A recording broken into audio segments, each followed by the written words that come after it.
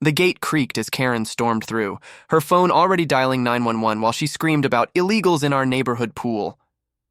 What she didn't know was that the 12-year-old birthday boy splashing in the water was the police chief's son, and his father was grilling burgers just 10 feet away, badge clearly visible on his swim shorts. As sirens wailed in the distance, Karen's face went white, but the real shock as the Martinez family had planned this pool party for weeks. Isabella Martinez stood by the grill, flipping burgers while keeping one eye on the dozen kids splashing in their backyard pool. It was her son Diego's 12th birthday, and the entire 6th grade seemed packed into their suburban Phoenix backyard. The late afternoon sun cast dancing shadows through the palm trees, and the air buzzed with laughter and the sizzle of meat on the grill. "Mom, can we have cake now?" Diego called from the pool, his dark hair slicked back, water dripping from his grin. "After you eat some real food, mijo," Isabella called back, Spanish rolling naturally off her tongue as it always did when she was relaxed and happy. Chief Robert Hayes stood beside her at the grill, his police badge clipped to his bright blue swim shorts, a habit so ingrained he barely noticed it anymore. His own son Tommy was doing cannonballs into the deep end, sending waves across the pool that made the other kids shriek with delight. "Great party, Isabella," Hayes said, accepting a beer from Diego's father, Carlos, who emerged from the house carrying a fresh tray of corn on the cob. "Thanks for including Tommy. Since the divorce—" He trailed off, but Isabella squeezed his shoulder. "Family is family, Roberto. You know that." The three adults had become close friends since Hayes moved to the neighborhood 2 years ago. Carlos worked as an engineer at the local aerospace company. Isabella taught 3rd grade at the Rye elementary school, and their kids had bonded instantly. In a world that seemed increasingly divided, their friendship felt like a small miracle. That's when the screaming started. "Excuse me! Excuse me!" The voice cut through the party noise like a buzzsaw. "What the hell is going on here?" A woman, in her 50s, had appeared at the side gate, which Carlos had left unlocked for late arrivals. She wore a crisp white tennis outfit and oversized sunglasses, her blonde hair pulled back in a severe ponytail. Her face was flushed red, whether from heat or anger, it was hard to tell. The kids in the pool stopped splashing. The adults by the grill turned in unison. "I'm sorry. Can I help you?" Isabella stepped forward, her voice carefully polite despite the woman's aggressive tone. "You most certainly can help me." The woman strode into the backyard uninvited, her tennis shoes squeaking against the wet concrete around the pool. "I'm Karen Whitfield, and I live 3 houses down. Do you people have permits for this gathering?" The emphasis on "you people" hung in the air like smoke. Carlos set down his beer slowly. "Ma'am, this is a private birthday party on our own property. We don't need permits." "Don't you dare ma'am me!" Karen's voice rose to a shriek. "I know exactly what this is. This is some kind of illegal immigrant celebration, isn't it? How many of these people are even legal?" The backyard fell silent except for the gentle hum of the pool filter. Several parents instinctively moved closer to their children. Hayes stepped forward, his badge catching the sunlight. "I'm Chief Hayes with the Phoenix Police Department. These are my friends, and this is a children's birthday party. I suggest you lower your voice." Karen barely glanced at him, too caught up in her own fury. "Oh, I'm sure you're all friends. Probably getting paid to look the other way while they run their little operation here." "Operation?" Isabella's voice was tight with controlled anger. "We're grilling hot dogs for 12-year-olds. That's what they all say." Karen had her phone out now, fingers flying across the screen. "Well, I'm calling the real police, not some bought and paid for fake cop." Hayes blinked slowly, his jaw tightening. "Ma'am, I am the real police. I'm the chief of—" "I'm calling 911, Karen screamed into her phone as someone answered. "Yes, hello? I need officers at 1247 Desert Rose Lane immediately. There's a large group of illegals having some kind of gathering, and they have a fake police officer here trying to intimidate me." Tommy Hayes climbed out of the pool, water dripping from his small frame as he walked over to his father. "Dad, why is that lady being mean?" Karen whirled on the boy. "Get away from me! I don't know what diseases you people carry. That did it. Carlos stepped forward, his engineer's calm finally cracking. Lady, you just threatened my son's friend. You need to leave. Now. I'm not going anywhere until the police arrive. Karen planted herself firmly by the pool edge, still shouting into her phone. Send multiple units. This could be a drug operation. They're speaking Spanish. Isabella felt something cold settle in her stomach. She'd lived through this before. The suspicious looks, the assumption that she didn't belong, the careful way some people pronounced her name like it tasted bitter, but never this blatant, never this venomous, and never at her son's birthday party. Mrs. Whitfield, she said, her teacher voice steady despite her racing heart. You're frightening the children. This is my home, and I'm asking you to leave. Your home? Karen laughed, a harsh sound. Let me guess, Section 8 housing, welfare, how are you people affording a house like this? Chief Hayes had heard enough. He walked over to Karen, his badge now clearly visible at eye level. Ma'am, I'm Chief Robert Hayes, Phoenix PD. I need to see some identification, and I need you to calm down immediately. For the first time, Karen actually looked at him, looked at the badge, looked at his authoritative stance, looked at the way the other adults deferred to him. Her face went through a rapid series of expressions, confusion, recognition, and finally, a dawning horror.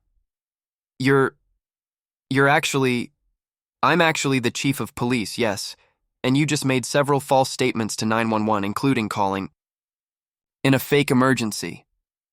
In the distance, sirens wailed. Karen had gotten her wish. The police were coming. But as she stood there in her tennis whites, phone still clutched in her shaking hand, she was beginning to realize she might not like what happened next. Hayes pulled out his own phone and made a quick call. Dispatch, this is Chief Hayes. I'm at 1247 Desert Rose Lane regarding that 911 call. Cancel the emergency response, send 1 unit for documentation purposes only. No rush. He hung up and looked at Karen, who seemed to shrink before his eyes. Now then, Mrs. Whitfield, let's talk about harassment, trespassing, and filing false police reports. The kids in the pool were climbing out now, sensing the adult tension even if they didn't understand it. Diego's birthday party was officially ruined, but something else was just beginning. Officer Maria Santos arrived within minutes, her squad car pulling into the driveway as neighbors began peering over fences and through windows. She was a 15-year veteran of the force, and Chief Hayes had personally recommended her promotion to detective just last month. She also happened to be Carlos Martinez's cousin. Karen watched the patrol car with visible relief, straightening her tennis outfit and preparing her performance. This was it. Vindication was walking up the driveway in uniform. Finally, she muttered, loud enough for everyone to hear. A real police officer. Santos walked through the gate, her hand resting casually on her radio. She took in the scene with trained eyes. A dozen wet kids clustered around their parents, adults standing in tense groups, and one very agitated woman in tennis whites gesturing wildly. Chief Hayes, Santos nodded respectfully. Got your message. What's the situation? Officer Santos, this is Mrs. Karen Whitfield. She's made several accusations and filed what appears to be a false police report. Karen stepped forward eagerly. Officer, thank God you're here. These people are running some kind of illegal operation, and this man is impersonating a police officer. She pointed at Hayes's badge. I mean, look at that fake badge clipped to swim shorts. Who does that? Santos stared at Karen for a long moment, then looked at Chief Hayes in his swim shorts with his very real, very official badge. A small smile played at the corner of her mouth. Ma'am, that's Chief Robert Hayes. He's my boss.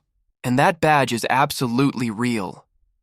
The color drained from Karen's face. But he can't be. Look at him. Look at where he is. Real police chiefs don't go to these kinds of parties. What kind of parties, Mrs. Whitfield? Isabella stepped forward, her voice deadly calm. Birthday parties? Family gatherings? Parties with Mexican Americans? I didn't say that! Karen's voice cracked. I never said anything about... I'm not racist. I just know suspicious activity when I see it. Let's review the suspicious activity, Hayes said, pulling out a small notebook. A dozen children swimming in a pool at a birthday party. Adults grilling food. Families speaking both English and Spanish in their own backyard.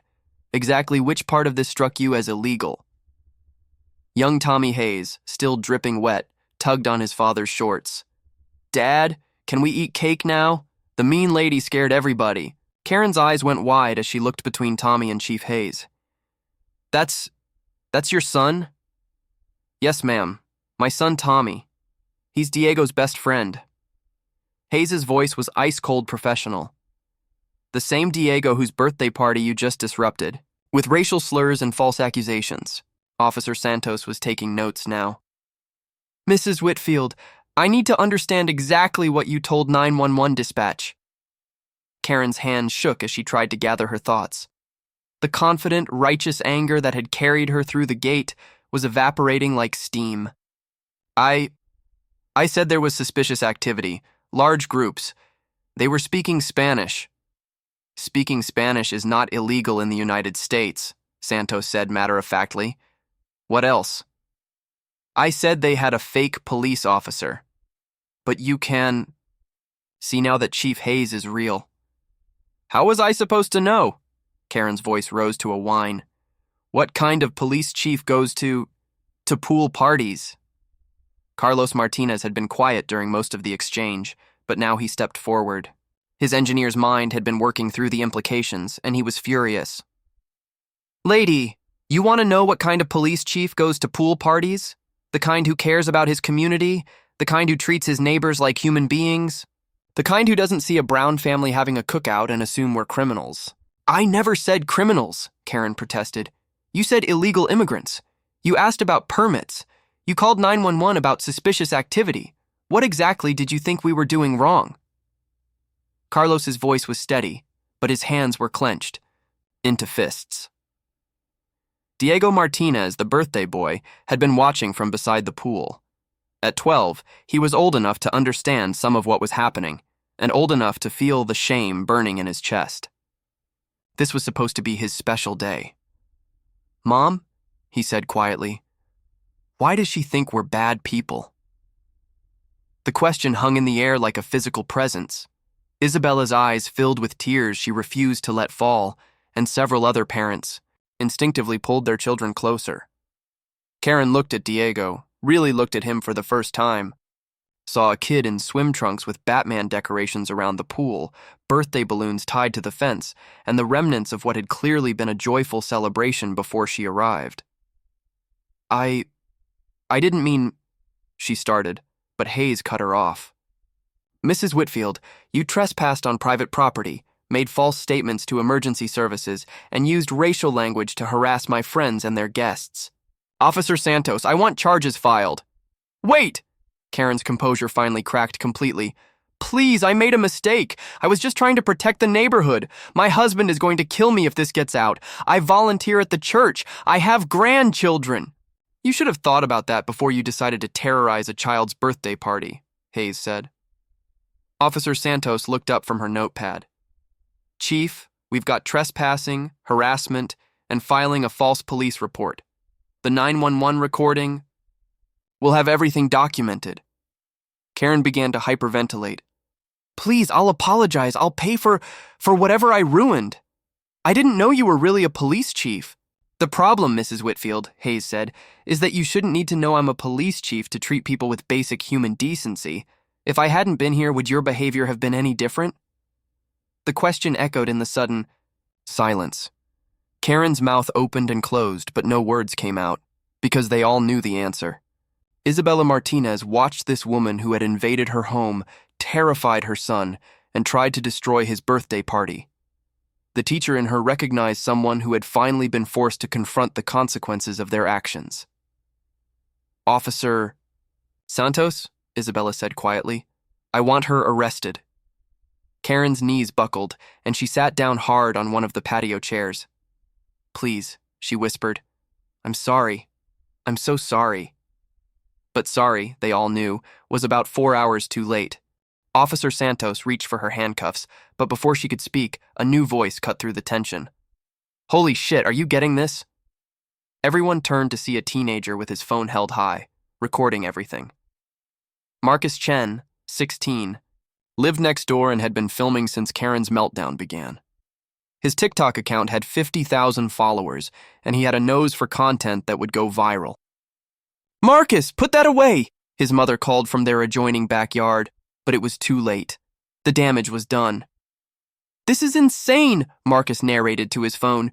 "Karen just crashed a kid's birthday party, called the cops on a Mexican family, and it turns out the police chief was literally grilling burgers right there. She's about to get arrested at a 12-year-old's pool party." Karen's horror deepened as she realized she was being recorded. "Turn that off! You can't film me without permission." "Actually, I can," Marcus said, still recording.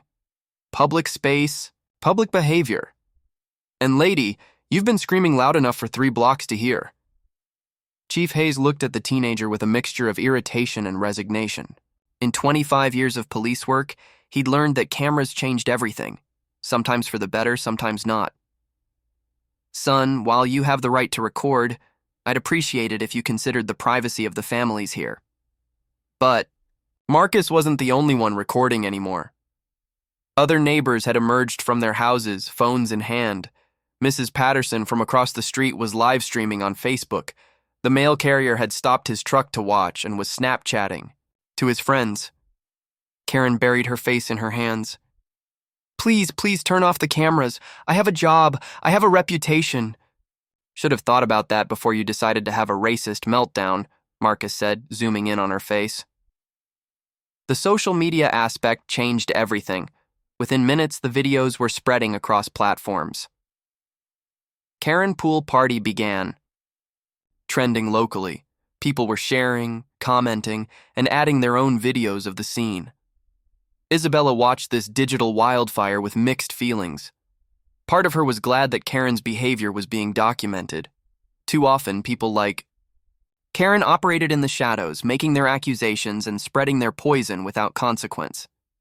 But another part of her worried about her family's privacy, about Diego's face being broadcast across the internet. "Marcus," she called out, "can you please not show the children's faces? This is still a private party." "Sure, Mrs. Martinez. I'll blur them out before I post." Marcus was a good kid, despite his hunger for viral content. Karen, meanwhile, was discovering that her nightmare was just beginning. Her phone began buzzing with notifications. Someone had already identified her from the videos and found her Facebook page, her LinkedIn profile, her volunteer work at the country club. "Oh God," she whispered, staring at her phone. "They found me. They found where I work." Officer Santos looked at Chief Hayes, who nodded slightly. "Time to end this circus." "Karen Whitfield, you're under arrest for trespassing, harassment, and filing a false police report." Santos's voice cut through the crowd noise as she approached with handcuffs. "Wait!" Karen scrambled to her feet. "I want to make a statement. I want to explain." The cameras swung toward her like hungry predators. This was the moment everyone was waiting for. The apology, the breakdown, the final capitulation. Karen looked around at the faces surrounding her, the family she'd terrorized, the police officers, the neighbors, the phones recording her every word. Her entire life was being broadcast in real time, and she was about to be arrested on charges that would probably cost her job, her reputation, and her standing in the community. She started, then stopped. The words she wanted to say, the real apology, the acknowledgement of what she'd done wrong, were there, somewhere deep inside. But what came out instead was, "This is all a misunderstanding. I was just trying to protect my neighborhood. If these people would just assimilate better, none of this would have happened." The collective intake of breath was audible. Even the cameras seemed to pause for a moment. Carlos Martinez stepped forward, his engineer's precision cutting through the chaos. "Lady, my family has been in Arizona for 4 generations. My great-grandfather fought in World War II. I have a master's degree from Arizona State, and I design navigation systems for NASA. My wife teaches American children to read. Our son was born in Phoenix General Hospital 6 blocks from here. Exactly what part of that isn't assimilated enough for you?" Karen's face went white. then red, then white again. She just doubled down on her racism while being recorded by dozens of people.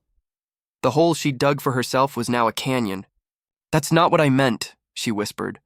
But her words were lost in the buzz of notifications, the murmur of the crowd, and the click of handcuffs closing around her wrists. Officer Santos began reading her Miranda rights as the cameras rolled. "You have the right to remain silent. Anything you say can and will be used against you in a court of law." But Karen Whitfield had already said too much. By the time the squad car pulled away with her in the back seat, Karen Pool Party was trending nationwide. Her mugshot would be online within the hour, and her full name, employment history, and social media accounts would be dissected by thousands of strangers. As the crowd dispersed and the immediate chaos settled, Isabella Martinez stood in her backyard looking at the remnants of her son's birthday party. The pool was still, the grill had gone cold, and birthday cake sat untouched on the picnic table. Diego appeared at her side, still in his swim trunks, looking older than his 12 years. "Mom, are we going to be on the news?" Isabella pulled him close. "Maybe, mijo, but that's not your fault. None of this was your fault." "I know," Diego said quietly, "but I just wanted to have a normal birthday party." Chief Hayes approached them, his badge now safely tucked into his shirt pocket. "Isabella, I'm sorry this happened. I'm sorry it happened to your family, and I'm especially sorry it happened on Diego's birthday. It's not your fault, Roberto. You were just a guest at a party." "No," Hayes said, looking around at the neighborhood where his own son played every day. "I'm the police chief. This is my community. And if people like Karen Whitfield feel comfortable enough to behave this way, then I haven't been doing my job well enough." The three of them stood there in the golden light of the Arizona evening, processing what had just happened. Tomorrow, the story would explode across social media. Karen would face charges, lose her job, and become a national symbol of suburban racism. The Martinez family would become reluctant celebrities, their private pain turned into public entertainment. But tonight, they were just neighbors trying to figure out how to explain to a 12-year-old why someone would hate him for the color of his skin and the sound of his name. 3 weeks later, the Maricopa County Courthouse was packed. What had started as a simple misdemeanor case had become a media circus, with reporters from every major network and dozens of social media influencers cramming into the gallery. Karen Pool Party had generated over 50 million views across platforms, and the story had been picked up by CNN, Fox News, and the BBC. Karen Whitfield sat at the defendant's table wearing a conservative navy suit, her lawyer whispering urgently in her ear. She'd lost her job at the marketing firm within 48 hours of the arrest. Her husband had filed for divorce after the videos surfaced. Her own children had publicly distanced themselves from her on social media. The country club had revoked her membership, and her neighborhood homeowners association had asked her to move. In the gallery, Isabella Martinez sat with her family, uncomfortable with the attention but determined to see justice done. Diego had insisted on coming, despite his parents' reservations. The boy who'd wanted a normal birthday party had become the face of a national conversation about racism in America. Judge Patricia Reeves, a no-nonsense jurist with 30 years, on the bench called the court to order. "Ms. Whitfield, you've pleaded guilty to charges of criminal trespass, harassment, and filing a false police report. Before I pass sentence, I want to hear impact statements from the victims." Isabella stood first, her voice steady despite the cameras. "Your Honor, what happened at my son's birthday party wasn't just about one woman's prejudice. It was about the fear that every parent of color carries, that our children will be seen as threats simply for existing in spaces where others think we don't belong." She paused, looking directly at Karen. "My son asked me why that woman thought we were bad people. I couldn't answer him because there is no good answer. We were celebrating his birthday in our own backyard, and somehow that was suspicious enough to warrant a 911 call." Chief Hayes spoke next, his official uniform crisp and authoritative. "Your Honor, in my 25 years in law enforcement, I've seen how false reports waste police resources and endanger lives. But more importantly, I've seen how assumptions and prejudice tear communities apart. Mrs. Whitfield didn't just commit crimes that day, she attacked the very foundations of what makes a neighborhood safe: trust, respect, and the presumption that your neighbors are decent people until proven otherwise. Then it was Diego's turn. The 12-year-old walked to the podium with quiet dignity, his prepared statement in his hands. The courtroom fell silent. My name is Diego Martinez, and I'm 12 years old. 3 weeks ago, I was having a birthday party at my house. We were swimming and eating cake and having fun. Then a lady came into our yard and started yelling at us. She said we were criminals and that we didn't belong there. His voice cracked slightly, but he continued. I was born in Phoenix. My dad designs rockets and my mom teaches kids to read. My best friend's dad is a police officer. We're not criminals, we're just a family. But that lady looked at us and saw something bad, and I don't understand why. He looked up at Judge Reeves. I don't want her to go to jail forever. I just want her to understand that we're people too.